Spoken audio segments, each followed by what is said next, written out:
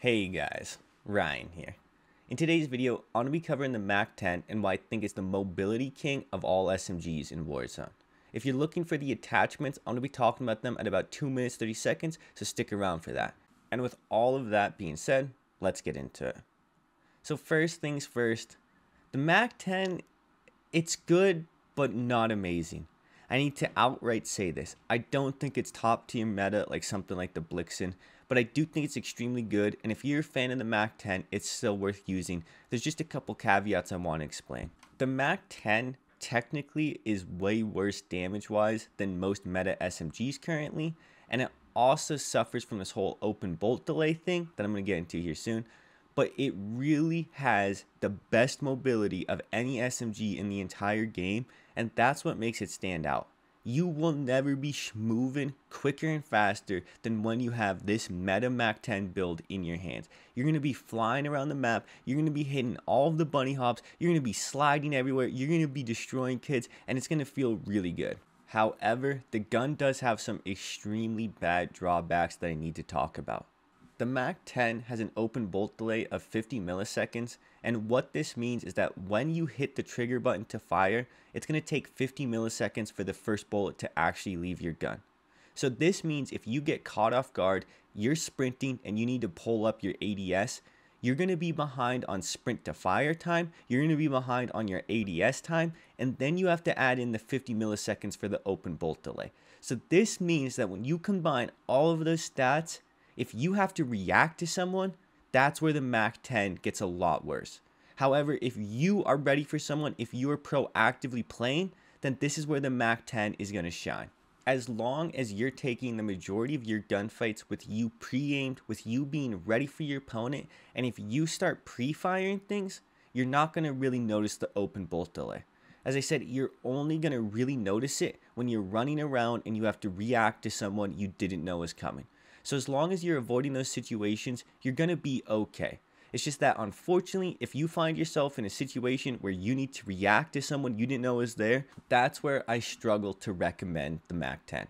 With the mobility, you would think it'd be perfect for aggressive players, but because of the open bolt delay, it really isn't. So having said all of that, let's get into the build on this MAC-10. The very first attachment you're going to want for the sniper support and AR build is going to be the agency suppressor. Then the second is going to be the Tiger Team Spotlight. This is one of the most important builds and parts of this because this is going to give you that super fast speed when you combine it with the Bruiser Grip.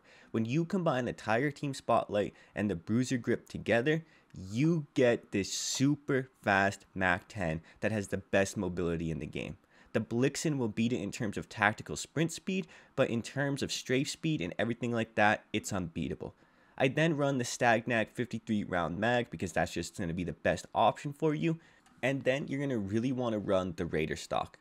The Raider stock is one of the most important attachments for all Cold War SMGs, as this is going to give you the best sprint to fire time, and that's something you really need. If you wanted to use this as a sniper support, I would take off the Tiger Team Spotlight and Bruiser Grip and swap them for a Task Force Barrel and Field Agent Grip.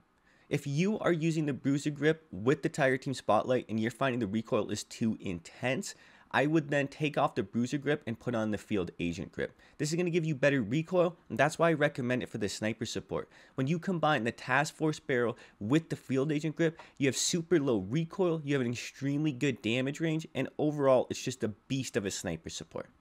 I sometimes find that the MAC-10 is a better sniper support than it is an aggressive SMG, and the reason for that is because it has an extremely good first damage range.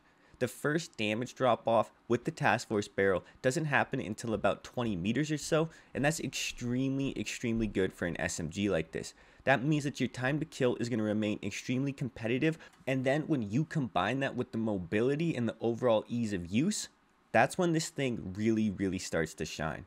The open bolt delay is really going to nerf it in terms of being an aggressive SMG you would run with an assault rifle, and it's extremely unfortunate because that's the role it would suit best.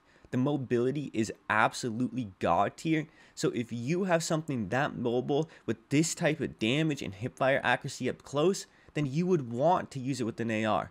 But unfortunately, because of this whole 50 millisecond open bolt delay issue, you really are going to be struggling damage wise if you're at all caught off guard. This is still a super good gun, and this is really going to favor people who play extremely smart. If you are someone who isn't taking engagements that you aren't prepared for, if almost all of your engagements you're in a smart position and you're just waiting for them to push into you, then the MAC-10 is going to destroy. If you're someone like myself though, and you're out there pushing things recklessly, if you're out running around, killing kids, just trying to push whole squads solo, then the MAC-10 is going to come back and haunt you because of the way the open bolt delay is going to get you killed. To highlight my point, let's review the time to kill shots to the chest for most meta SMGs.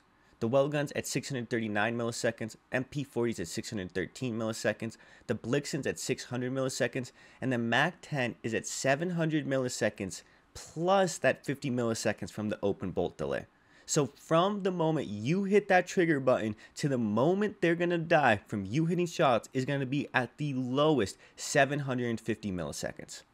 The reality of the MAC-10 is that this gun is amazing in every aspect but damage. It has amazing mobility, it has super easy to control recoil, it has good hip fire, it has pretty much everything going for it aside from this core and simple fact that the damage is just not that competitive anymore, especially when you're taking a look at meta SMGs.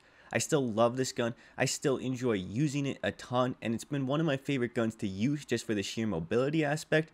But the reality is if you are using the Blixen, the MP40, or the well gun, you're going to kill at such a faster rate, it's just hard to put into words. I'm still going to recommend for people to use this gun, especially if you're a fan of it, but do keep all of the things I talked about in this video in mind. Anyways guys, I hope you enjoyed this video. I enjoy making this video like this, and I hope to see you around the channel in the future. I hope you have a good day. It's been Ryan. Peace.